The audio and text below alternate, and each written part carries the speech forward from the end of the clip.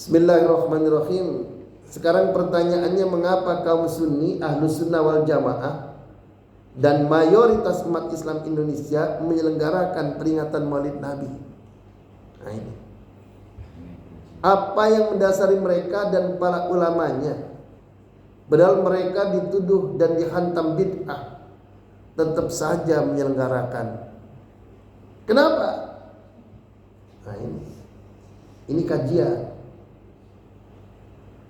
Hadirin rahimakumullah, sejak abad kelima, yang keenam, tahun 600-an, ulama hadis dari berbagai mazhab, ada Ibnu Al-Hafidh Ibnu Dihyah, ada Al-Hafidh Ibnu Jauzi, ada Al-Hafidh Ibnu Taimiyah, ada Al-Hafidh Ibnu Azhar Asqalani, ada Al-Hafidh As-Sakhawi, ada Al-Hafidh As-Suyuti, dan banyak ulama-ulama yang lain menfatwakan positif terhadap peringatan Maulid Nabi Muhammad. Hanya saja kemudian muncul belakangan seolah-olah bahwa Maulid Nabi itu tidak boleh. Makanya kadang kemudian banyak masjid, musola yang ragu. Lalu kemudian pengurusnya berdebat. Ini bid'ah, kata yang satu enggak. Padahal mulainya ini nih, abad ke-12 tahun 1200-an Hijriah, setelah ajaran Muhammad bin Abdul Wahab An-Najdi melarang memperingati Maulid Nabi. Hadirin kaum muslimin rahimakumullah. Kenapa mereka melarang? Karena Maulid Nabi itu dianggap bid'ah dolalah, bid'ah yang sesat. Kalau sesat masuk neraka. Kayaknya kalau ada orang memperingati Maulid Nabi masuk neraka, orang Indonesia rata-rata masuk neraka.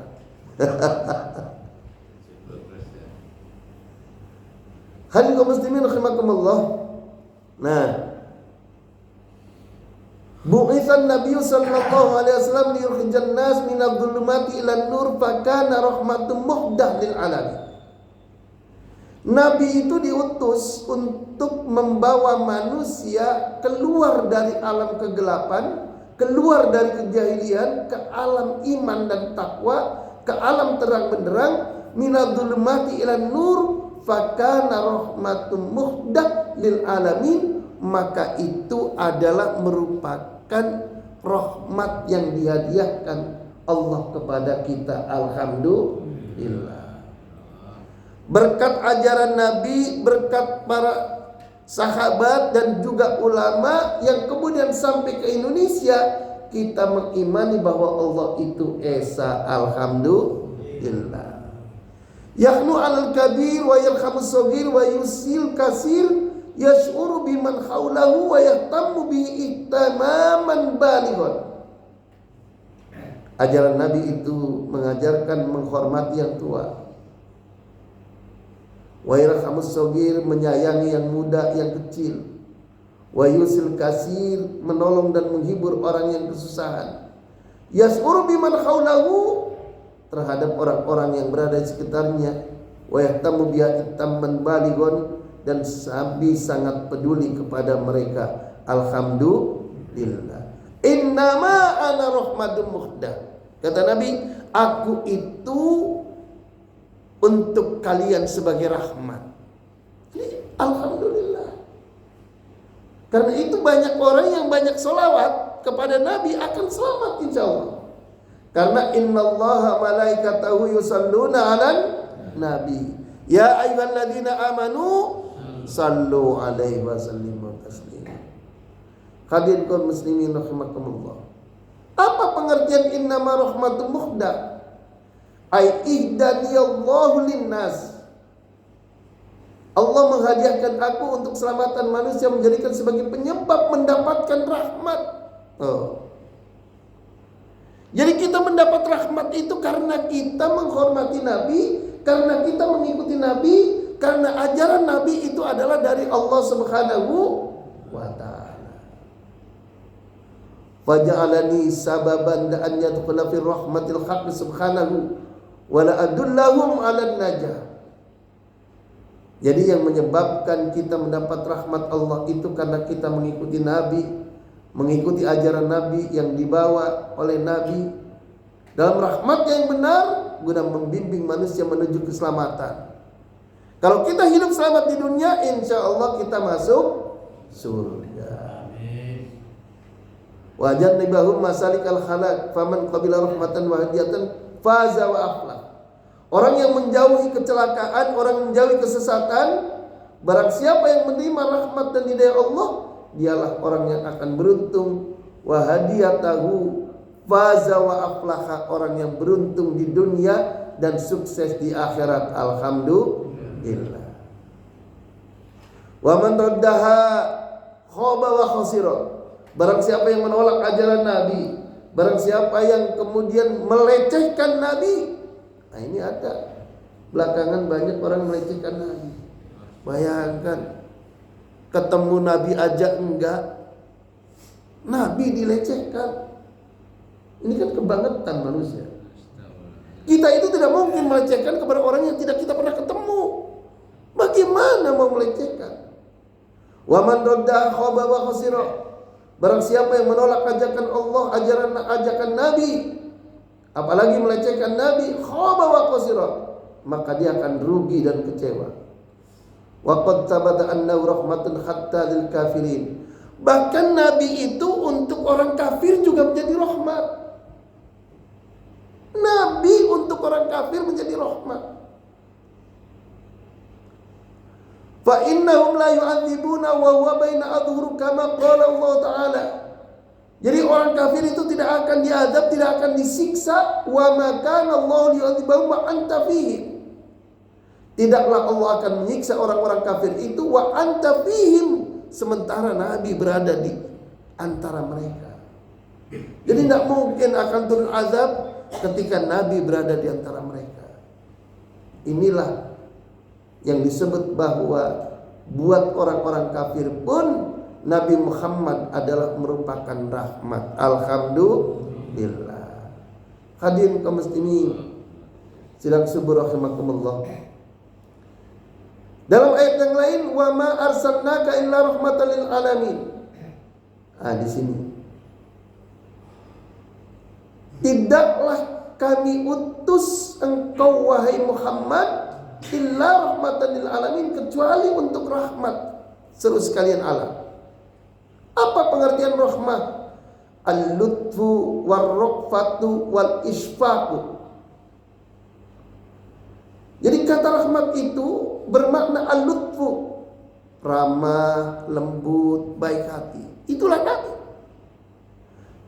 War-raqfatu, murah hati, santun, belas kasihan dan pemaaf.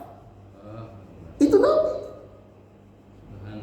Nabi kalau mau pergi ke masjid diludahi. Tiap kali lewat, paginya lagi diludahi, paginya lagi lewat diludahi. Nabi nggak marah. Coba kalau kita diludahi. Nah, pada suatu hari orang yang sakit itu kemudian sakit.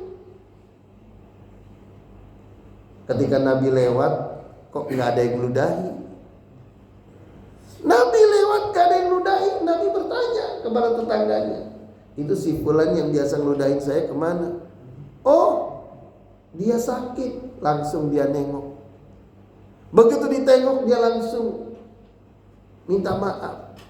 Saya sakit ini belum ada orang yang nengok. Engkau adalah satu-satunya orang yang pertama nengok. Kalau kita biasa diludahi orang lalu kemudian dia sakit, apa kita bilang?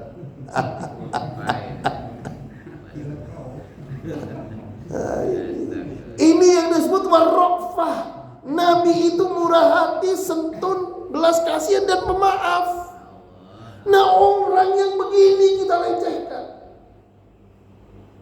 Dan yang ketiga itu al-isfaq, simpati, mengkhawatirkan keselamatan umatnya. Kita ini dikhawatirkan oleh Nabi masuk neraka.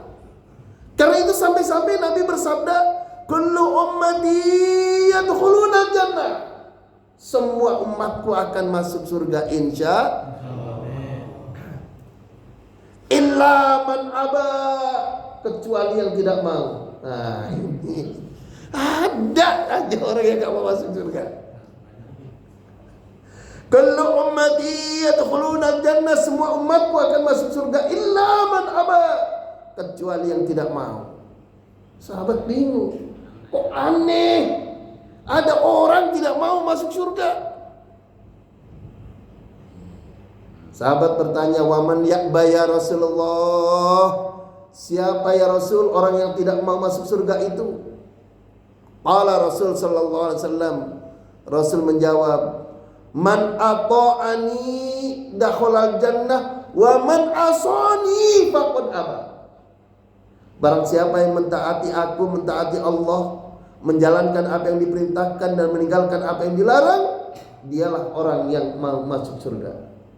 Wa man asani, dan orang yang maksiat, mengingkari apa yang aku perintahkan dan Allah perintahkan, dan tidak mau menjalankan apa yang aku perintahkan, dan dia melanggar larangan-laranganku dan larangan Allah, faqad aba, dia, mereka itu yang tidak mau masuk surga. Na'udzubillah. Hadirin rahimakumullah. Karena itu mengenal sejarah Nabi Muhammad itu penting.